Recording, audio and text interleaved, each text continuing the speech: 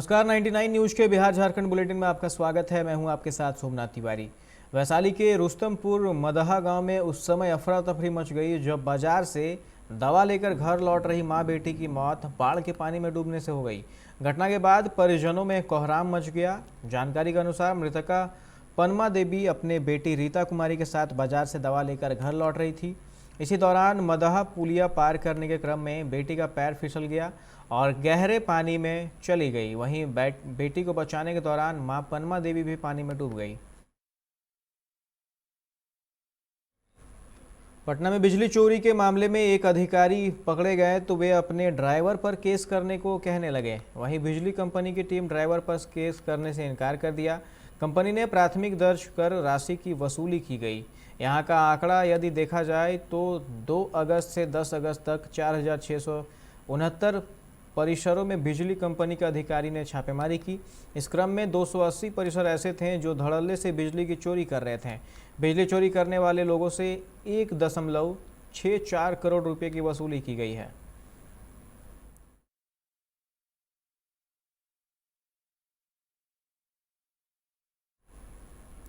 खगड़िया में आपसी रंजिश में 2 सगे भाइयों की गोली मारकर हत्या कर दी गई, जबकि एक भाई की हालत गंभीर है। घटना बेलदौर थाना क्षेत्र के सकरोहर गांव की है। बारिश के बीच पुलिस की वर्दी में आए करीब 1.5 दर्जन अपराधियों ने तीनों भाइयों के घर में घुसकर गाली गलौज की।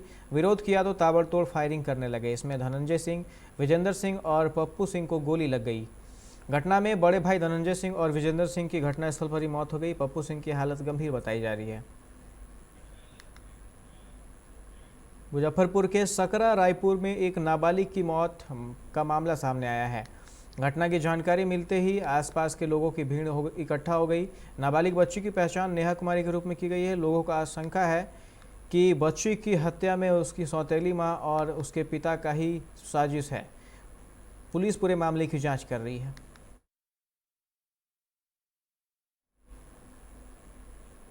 मुजफ्फरपुर में शहर से लेकर गांव तक जल जमाव से लोगों का जनजीवन अस्त व्यस्त है। जल कर्फ्यू जैसे हालात बन गए हैं। सिटी के हाट मोती झील का नज़ारा देखकर लोग भयभीत हैं। दुकानों में पानी घुस चुका है। कई मोहल्लों में दुकान बंद करनी पड़ी है। बीच शहर में बच्चे पानी में तैर रहे हैं, कुछ थर्माकोल की मदद से भी तैर रहे हैं।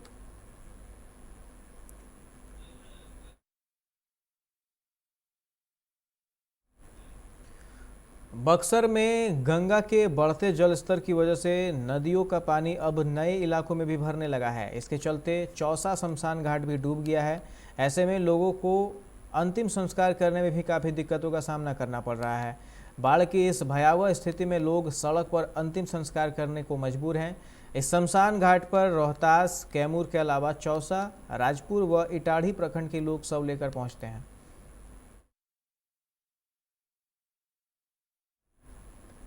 मुजफ्फरपुर के रायपुर दुबहा गांव में एक किशोरी की हत्या कर दी गई। ग्रामीण पिता और सौतेली मां पर ही गला दबाकर हत्या करने का आरोप लगा रहे हैं। मृत किशोरी की पहचान नेहा कुमारी के रूप में की गई है। घटना की सूचना मिलते ही पुलिस छानबीन में जुट गई। वैशाली के हाजीपुर जंदाहा मुख्य मार्ग के मझोली के पास उस समय अफरा तफरी मच गई जब एक तेज रफ्तार कार ने साइकिल से अपने घर जा रहे एक मजदूर को ठोकर मार दिया, जिससे उसकी मौके पर ही मौत हो गई। घटना के बाद परिजनों में कोहराम मच गया। जानकारी के अनुसार मनीष कुमार हाजीपुर के इस्लामपुर से एक निजी फैक्ट्री में काम कर साइकिल से अपने घर लौट रहा था और इसी बीच यह घटना हुई।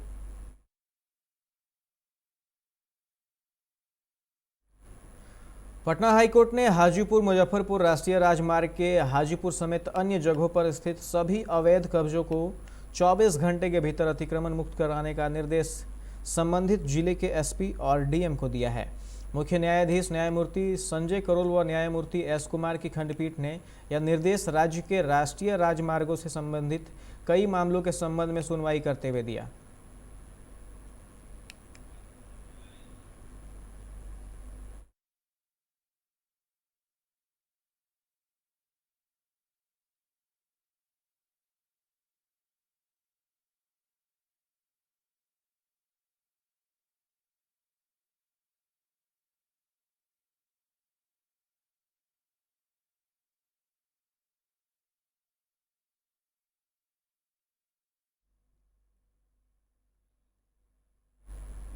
सिवान के मुफस्सिल थाना इलाके के भटवालिया गांव में आज बिजली पोल में आए अर्थिंग की चपेट में आने से 2 मासूम बच्चियां गंभीर रूप से झुलस गई हैं, जिनका इलाज गंभीर स्थिति में सिवान सदर अस्पताल में चल रहा है।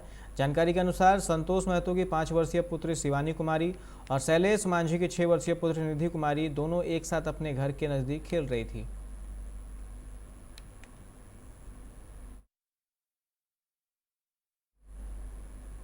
धनबाद जिले के सोदामड़ी थाना क्षेत्र के नगीना बाजार के पास शुक्रवार की सुबह एक महिला को निशाना बनाते हुए बाइक सवार अपराधियों ने छिनतई की घटना को अंजाम दिया। घटना के बाद महिला ने सोदामड़ी थाने में मामला दर्ज कराई है। पुलिस पूरे मामले की जांच कर रही है।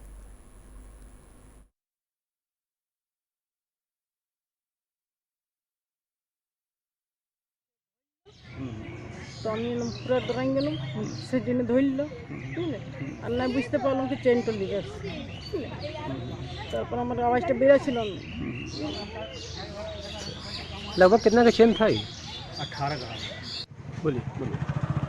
ये जो आपका नगीना बाजार है DOC कॉलोनी, अच्छा। वहीं सामने में पीछे से बाइक से आया वो पल्सर बाइक से, और पीछे से उसका चैन ठो और कान ठो दोनों ही पकड़ा। चैन ठो लेके भागा, कान ठो रह गया, कान ठो। धनबाद में किन्नरों का सीमा विवाद को लेकर मारपीट थमने का नाम नहीं ले रहा है। शुक्रवार को बैंक मोड़ थाना क्षेत्र के पुराना बाजार पानी टंकी के समीप किन्नरों के 2 गुट में जमकर मारपीट हुई है, जिसमें एक किन्नर गंभीर रूप से घायल हो गया। घायल किन्नर को इलाज के लिए SNMMCH में भर्ती कराया गया है, जहां उसका इलाज किया जा रहा है। किन्नरों के दोनों गुटों ने एक दूसरे पर आरोप लगाया है।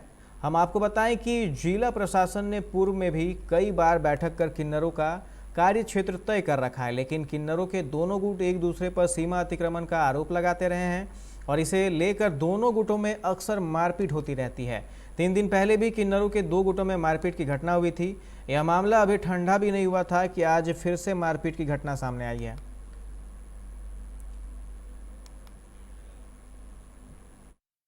झक हुआ तो पानी टंकी में मैं हम लोग के साथ तो हम गए थाना में FIR लिखाने के लिए।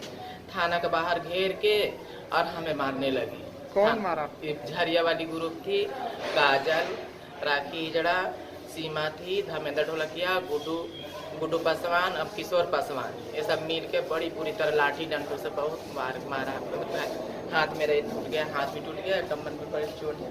मैंने कहा अपने जाने से खूब मार, बहुत बेहोश हो गई थी। फिर ये लोगों ने हमें ड्राइवर और उठा के हमें हॉस्पिटल लाया। झूठ मूठ का आरोप लगा रहे थे। हम लोग आके पानी टंग के बैठे हुए थे, वो लोग 5 जोड़ा दारू पी करके आया और गाड़ी छेक लिया और रोड पर सो गया। बोलता हमको मारो।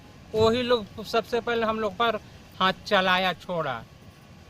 हम लोग क्यों हाथ उसके ऊपर छोड़ेंगे? हम लोग इतने बचाव के लिए तो कुछ भी तो करेंगे हम लोग। वो लोग हरदम आकर के वो लोग का यही होता है। DM साहब वो लोग अभी कागज पत्र जांच किया, हम लोग अभी कागज पत्र जांच किया।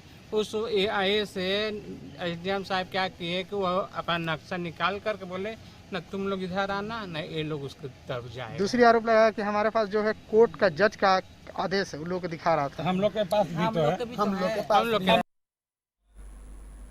ECL के बैजुना कोलियरी से मोटर पंप ले जाने का विरोध में BCKU के बैनर तले ECL कर्मियों ने शुक्रवार को 31 नंबर इंक्लाइन में प्रदर्शन कर प्रबंधक के खिलाफ नारेबाजी की। मजदूरों का कहना है कि मोटर पंप खोलकर ले जाने से इस खदान में घोर समस्या उत्पन्न होगी। लोगों के विरोध के बाद मोटर पंप खोलने आए प्रबंधक के लोग को बेरंग लौटना पड़ा है। हम आपको बताएं कि गुरुवार की सुबह खोदिया कोलियरी के प्रबंधक और बेजना कोलियरी में कार्यरत ECL कर्मियों के साथ मोटर पंप को ले जाने के क्रम में कहासुनी हुई थी। बताया जा रहा है कि 1 साल पहले एंक्लाइन में अचानक पानी भर जाने के कारण 2 ECL कर्मी की मौके पर ही मौत हो गई थी, जिसके बाद काफ़ी मशक्क़त के बाद इस भूमिगत खदान को पुनः चालू करवाया गया, पर खदान से पूरी तरह पानी नहीं निकाला जा सका। जिससे बारिश हुआ ना, तो हम लोग 2 साल से ही बोल रहा है डिवर्टिंग जब तक नहीं करेगा तब तक हम लोग को अंडरग्राउंड का जो डेवलपमेंट फेस ये नहीं चलेगा।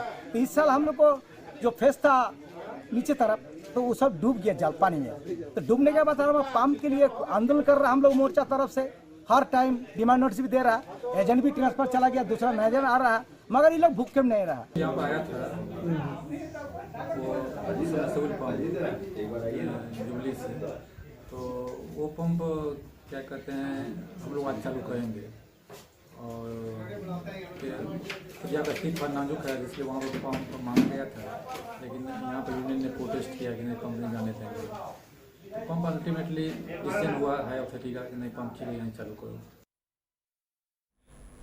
रांची में कोरोना अभी जिंदा है। एक बार फिर यह तेजी से पांव पसारने लगा है। इस बार इसकी रफ्तार दूसरी लहर से भी तेज है। रांची में 60 दिन बाद 24 घंटे में 28 नए संक्रमित मिले हैं। इसके बाद जिले में कुल एक्टिव मरीजों की संख्या 87 हो गई है। लगातार संक्रमित मरीजों की बढ़ती संख्या को देख स्वास्थ्य विभाग अलर्ट मोड पर आ गई है।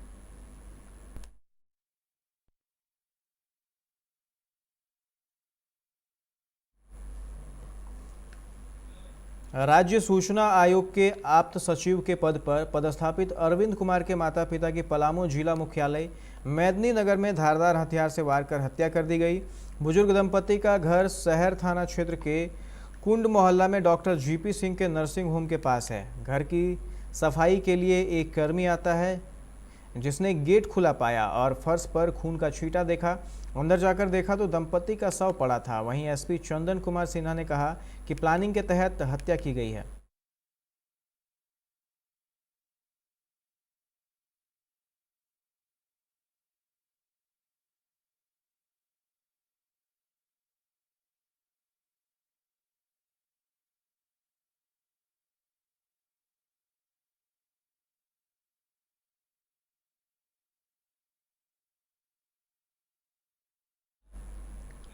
बिहार में लगातार बारिश होने से गंगा, कोसी सहित तमाम नदियां अपने उफान पर हैं।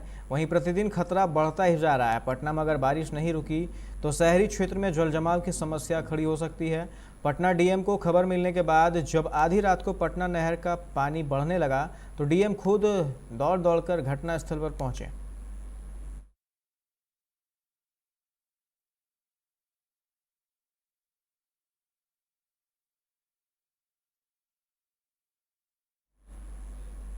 बोकारो जिला डेकोरेटर्स एसोसिएशन कथारा जोन 10 का त्रिवर्षीय चुनाव हुआ, जिसमें अध्यक्ष राजेश चौधरी, सचिव दौलत महतो और कोषाध्यक्ष गणेश श्रवण कुमार बने।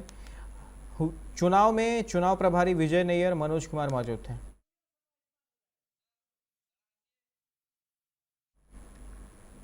स्वतंत्रता दिवस के आयोजन को लेकर जिला प्रशासन ने आज धनबाद के रणधीर वर्मा स्टेडियम में फुल ड्रेस रिहर्सल किया, जिसमें उपायुक्त संदीप सिंह, एसएसपी संजीव कुमार समेत कई वरीय पदाधिकारी मौजूद रहे। इस दौरान मार्च पास्ट कर सलामी भी ली गई।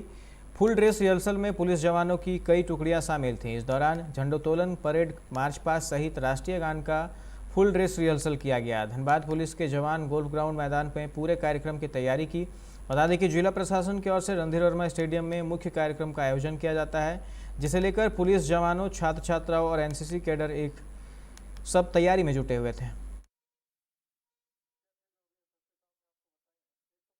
होगा कि जो बाकी लोग हैं बिना मास्क के, अभी जो भी मास्क आपके पास में है विश्राम पोजीशन में है उसको लगा लें। सभी एनसीसी के बच्चे हैं, कुछ पुलिस के भी यूनिट हैं, डिस्ट्रिक्ट आर्म पुलिस की है, एक महिला पुलिस की यूनिट है। आप लोगों के पास अभी जो भी मास्क हो उसको लगा लीजिए। और 15 अगस्त के लिए जो यूनिफॉर्म मास्क हम लोग आपको यहाँ से दे रहे हैं उसको लगाइए, ताकि एक एक्चुअल में यूनिफॉर्म का जो फील आता है, सबकी ड्रेसेस सेम हो, सबका अटायर सेम हो, वो इंश्योर करें उस दिन। जनरल आपका डिमीनियर सबका बढ़िया था। 3-4 चीजें सिर्फ ध्यान रखिएगा कि कोऑर्डिनेशन आपके जो बाकी साथ में लोग हैं उनके साथ के लिए, मतलब जो भी मूवमेंट, क्योंकि इसमें हम लोग परेड करके सामने से स्टेज में नहीं आ रहे हैं तो वो वाला मूवमेंट नहीं है, इसलिए आपका सावधान विश्राम या सैल्यूट के समय जब आर्म्स आपके ऊपर नीचे जाते हैं तो उनका मूवमेंट कोहेरेंट रहना चाहिए। इसके बाद आप लोगों को 1 दिन का गैप दिया गया है। बेसिकली ये गैप इसलिए दिया गया है कि आप लोगों ने रिहर्सल कर ली, सारी जितने भी आपको जो परेड रिहर्सल में जो आपको बताई गई है, जो आपने उसको समझ लिया, सीख लिया, क्या करना है, कैसे करना है। लेकिन जो अगला 24 घंटा है उसमें आप अपने आप को तैयार करना है। जो बेस्ट आपका ड्रेस होगा, जो आपका जूता है, जो आपका वर्दी है, आपके बेल्ट हैं, तो एकदम साफ सुथरा रहना चाहिए। धनबाद के एक युवक ने धनसार पुलिस से न्याय की गुहार लगाई है। युवक ने बताया कि धनबाद जेल में बंद राहुल महतो नामक एक अपराधी उसे और उसकी पत्नी को परेशान कर रहा है। राहुल उसकी पत्नी पर जबरन शारीरिक संबंध बनाने का दबाव बना रहा है और ऐसा नहीं करने पर जान से मारने की धमकी दी जा रही है।